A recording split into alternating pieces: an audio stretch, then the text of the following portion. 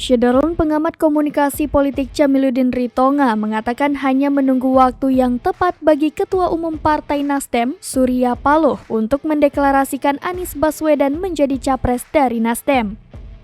Hal itu disampaikannya menyoroti pernyataan Ketua Umum Partai Nasdem Surya Paloh terkait 3 nama yang bakal menjadi calon presiden 2024.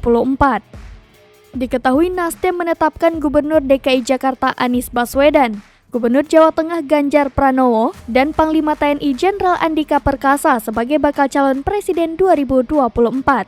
Dari ketiga nama itu, diyakini Jamiluddin, Anies Baswedan menjadi sosok yang berpotensi diusung dari Nasdem.